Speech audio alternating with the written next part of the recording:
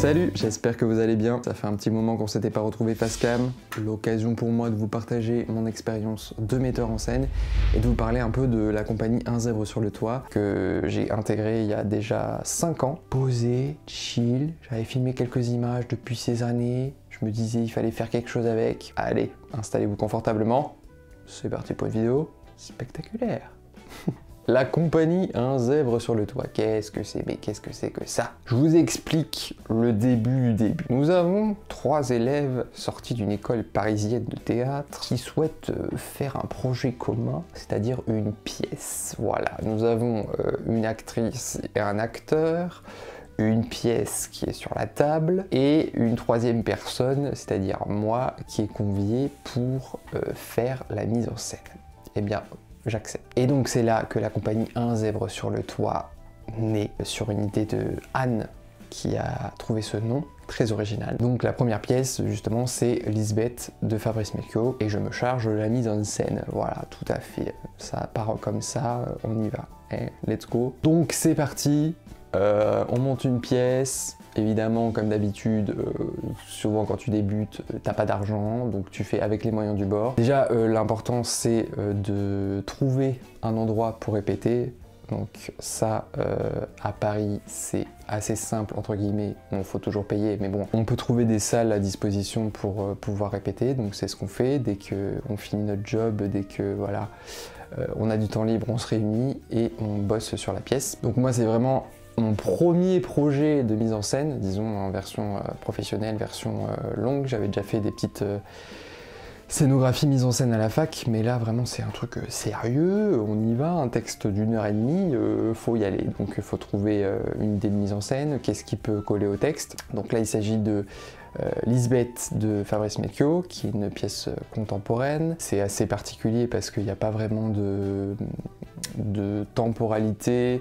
Au niveau des lieux aussi, ça bouge pas mal et surtout qu'en fait, on est suivi par la narration des personnages. Donc, c'est par rapport à ce qu'ils racontent, on se projette dans la scène. Donc, il fallait un espace un petit peu neutre, un petit peu onirique, j'ai envie de dire, pour pouvoir que les spectatrices et les spectateurs se projettent dans l'histoire. Moi, j'aime beaucoup aussi la marionnette, donc il y a eu ce truc où on a commencé à faire des trucs avec des papiers, des feuilles blanches de papier. Il y a des personnages aussi, en plus des 2 personnages principaux, donc les créer avec du papier.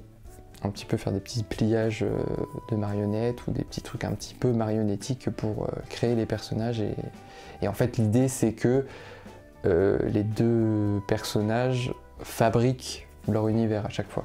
Que le papier leur serve de support pour hop, un petit accessoire, hop, un petit personnage. Donc la mise en scène en fait a tourné autour de ce papier et aussi 2 cubes qui ressemblent aussi à des feuilles de papier assemblées pour faire des cubes. 2 cubes parce qu'en fait je voulais que il n'y ait pas grand chose, qu'il y ait juste des petits supports pour qu'ils puissent jouer sur les hauteurs, sur les déplacer, tout ça. Donc on a 2 cubes qui peuvent se séparer, qui peuvent se joindre, qui peuvent former un lit, qui peuvent faire 2 tables dans un bar, enfin 2 chaises dans un bar.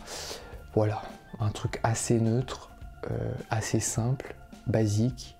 On va reposer le tout sur le jeu de l'actrice et de l'acteur. Pas faire trop compliqué quoi, on va pas aller faire un décor réel avec une table de café et sa chaise, un fond de scène avec non, je rigole. La possibilité aussi de jouer avec le son, enfin des effets sonores et de la lumière qui peut découper aussi des espaces, que ce soit des poursuites, enfin des poursuites, pas des poursuites, que ce soit des découpes, que ce soit des douches, que ce soit des lumières en contre, des choses comme ça qui peuvent aider à la narration aussi et à la dramaturgie de la pièce, voilà, tout à fait. Donc voilà, vraiment le challenge, ça a été de trouver ce juste équilibre entre reposer sur le jeu d'acteur, en même temps comprendre les scènes, mais après le texte de Fabrice Melchior est aussi très bien écrit et très bien fragmenté finalement,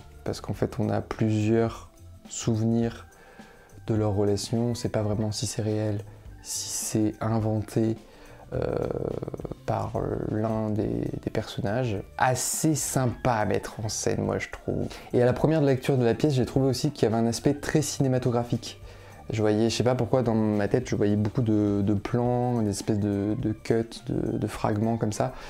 Et c'est pour ça aussi que je voulais des cubes blancs, parce que je me disais, éventuellement, on pouvait projeter les visages filmés de Lisbeth et de Pietre, c'est les deux personnages. En gros, s'ils avaient été allongés sur les cubes, il y aurait eu une caméra au-dessus qui filme en direct et on projette les visages. Enfin bon, j'avais des idées comme ça, je me suis dit non mais bon, calme-toi, on va se concentrer, on n'a pas de budget, on fait avec ce qu'on a. Et puis finalement c'est très bien comme ça parce que ça met une contrainte et on trouve des petites astuces comme ça pour faire les différents points de vue et s'amuser avec ça. Donc c'est chouette. Cette pièce de Lisbeth, on l'a jouée à Paris 4 fois. Donc pour ça on a dû louer un théâtre. Je sais plus ce que c'était, si c'était une coproduction, non pas coproduction, pas du tout, on partageait les recettes, je ne sais plus exactement. Mais bref, de toute façon, Paris, il y a pas mal d'arnaques aussi au niveau des théâtres, hein. Il y a des théâtres que je ne vous conseillerais pas. Et voilà, c'était chouette parce qu'on a pu se confronter à des retours et améliorer tout ça. Ce qui nous amène après aux années noires, dont je ne parlerai pas, qui commence par un C et qui finit par un D, qui nous a en fait coupé dans notre élan. Donc on est fin 2019. Donc on est après 2020, donc vous connaissez la rengaine, on n'a pas pu continuer notre aventure, mais on a repris en 2022, cette fois-ci sur Reims, parce qu'en fait la compagnie est implantée sur Reims, puisque Anne est originaire de Reims. Et là du coup on a pu avoir des salles plus grandes aussi à disposition, des salles équipées aussi en lumière, donc les conditions étaient chouettes et ça nous a amené jusqu'en 2023, c'est-à-dire l'année dernière où nous avons joué au Cellier et là vraiment c'était chouette. On a pu améliorer la pièce, le plateau était aussi plus grand parce que dans les petits théâtres parisiens c'était tout petit, donc on n'avait pas cet espace plus élargi, j'ai envie de dire. L'aventure du Cellier, c'était aussi une grosse aventure parce qu'on avait, avec la compagnie, il y a Anne aussi qui fait un solo clownesque. On avait 2 spectacles à préparer. En fait, la ville met à disposition la salle, mais c'est à nous de gérer et la billetterie et la communication et enfin tout ce qui est relations presse, médias et tout. Donc je peux vous dire qu'on avait du taf. Il a fallu créer les affiches, créer les teasers, il a fallu aller à la radio, faire une petite interview et promouvoir les 2 spectacles. Il a fallu distribuer les flyers, afficher les affiches des spectacles partout dans la ville et ramener le plus de monde. C'est vraiment une belle expérience. On a eu pas mal de gens qui sont venus en plus, donc c'était chouette. Puis il y avait aussi cette question de faire venir des programmatrices, des programmateurs. Il y a peut-être des jeunes compagnies qui me regardent, vous savez que ce n'est pas du tout facile et que souvent on vous dit on va venir et finalement les gens ne viennent pas. Ce qui est toujours compliqué, c'est de vendre sa pièce une fois terminée. C'est un travail d'arrache-pied.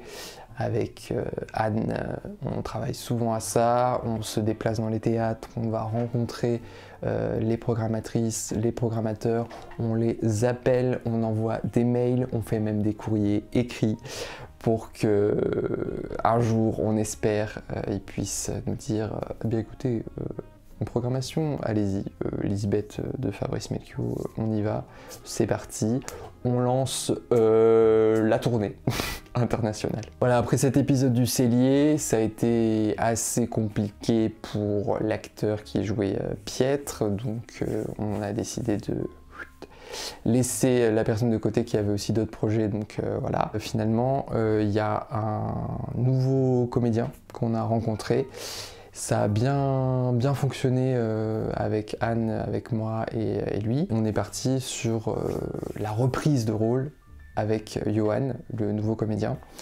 Donc on a redémarré en septembre 2023, il me semble, et on a terminé là au printemps. C'est une version encore nouvelle, parce que de toute façon c'est du spectacle vivant, donc ça bouge à chaque fois avec chaque chaque interprète qu'il peut y avoir sur un projet, mais aussi de toute façon une pièce, même si elle perdure au fil des années, ça évolue au niveau du jeu, des placements, enfin des choses, puis au niveau de la compréhension aussi, parce que c'est une pièce assez complexe par sa narration et ses strates temporelles, de lieux et tout ça. Mais ce qui est chouette, c'est que chaque personne qui sort du spectacle a sa propre version de l'histoire.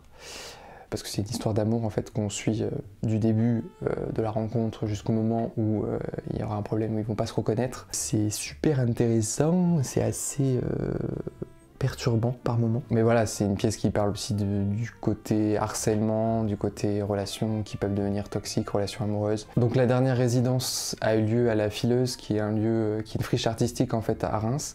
Et c'était vraiment bien parce qu'on était vraiment dans les conditions spectacle, on avait le son, les lumières. Et voilà, j'ai pas parlé aussi des costumes, mais je voulais quelque chose d'assez sympa, d'assez simple aussi, mais par rapport aux énergies des personnages, quelque chose un peu plus dans le feu, dans le peps un peu de Lisbeth, une robe rouge et tout ça. Et lui un peu plus doux, un peu plus posé, mais un peu plus froid aussi. Quelque chose de plus bleu, plus océan, plus mer aussi, enfin toute la référence à la mer aussi qu'il y a dans la pièce. Bref, mais voilà, c'était assez deux opposés, bleu et rouge. Et c'était très compliqué pour trouver la robe de Lisbeth, mais on a fini par y arriver avec Anne. On a fait toutes les boutiques possibles et inimaginables. C'est un projet dont je suis content. Je suis assez fier, je suis hyper reconnaissant d'avoir rencontré Anne, Romain, puis maintenant Johan. Et c'est hyper enrichissant comme expérience. J'ai appris beaucoup. J'ai appris tant au niveau professionnel qu'au niveau humain. Parce que vraiment, c'est assez compliqué quand même hein, de défendre un projet devant des professionnels, de pouvoir le faire programmer. Mais bon, c'est chouette, hein, on travaille jamais dans le vide. On commence à avoir un petit peu les résultats de notre acharnement, hein, parce qu'il faut toujours persévérer par tous les moyens. Et voilà, maintenant le souhait le plus merveilleux du monde, ce serait que la pièce soit programmée dans les programmes. On a déjà quelques liens avec des programmatrices et des programmateurs, mais voilà. Après, quoi qu'il arrive, moi je vous le dis, on trouvera un moyen pour la jouer cette pièce, parce que vraiment, ça mérite d'être joué. Je fais aussi cette vidéo pour vous partager mon expérience et aussi voir tout ce qu'il y a derrière un spectacle, parce qu'on se dit c'est assez simple entre guillemets, mais je crois que parfois on se rend pas compte de toutes les années de travail qu'il faut. Surtout quand on ne vient pas de ce milieu artistique, moi, je veux dire quand on n'a pas de contact et qu'on n'a pas qu'il faut créer tout un réseau, aller contacter, montrer. C'est pour ça aussi que je fais souvent des teasers des spectacles. J'essaie de faire un beau site internet pour la compagnie, de faire des photos aussi qui font un minimum professionnel, pour montrer le travail. Mais parfois ça suffit pas parce que souvent aussi les gens qui programment dans les théâtres, ils veulent voir en vrai. Le problème c'est que pour être programmé, il faut être vu, mais pour être vu, il faut être programmé. Enfin bon, souvent c'est un serpent qui se mord la queue. Mais il y a toujours des solutions, hein. Débarquer dans les théâtres, jouer un extrait de la pièce, faire un petit attentat théâtral. Mais voilà, quoi qu'il arrive, yes, we can. Écoutez, j'espère que cette vidéo vous aura plu. C'était un petit peu différent d'habitude, mais j'avais envie de partager mon expérience. Je mets en description le site de la compagnie Un Zèbre sur le Toit. Je vous invite à aller voir un petit peu tous les petits projets qui se font. Et à suivre aussi la compagnie sur les réseaux sociaux. Me suivre également sur Instagram. Likez cette vidéo tant que vous y êtes. Vous abonner ou partager à vos amis qui aiment le spectacle vivant. De toute façon, le spectacle vivant aussi ne peut être là que par les spectatrices et les spectateurs qui viennent nous voir. Donc continuez à aller voir, que ce soit du théâtre, du cirque, de la danse, de la musique, enfin tout ce que vous aimez. C'est hyper important. Moi je vous dis à très bientôt pour de nouvelles vidéos, que ce soit avec des artistes, que ce soit dans des parcs d'attractions, que ce soit peut-être autre chose, on ne sait pas, peut-être sur scène. Je n'en dis pas plus. Il ne me reste plus qu'à vous dire de continuer de cultiver votre curiosité, de rêver, de créer et surtout, ouvrez grand vos yeux.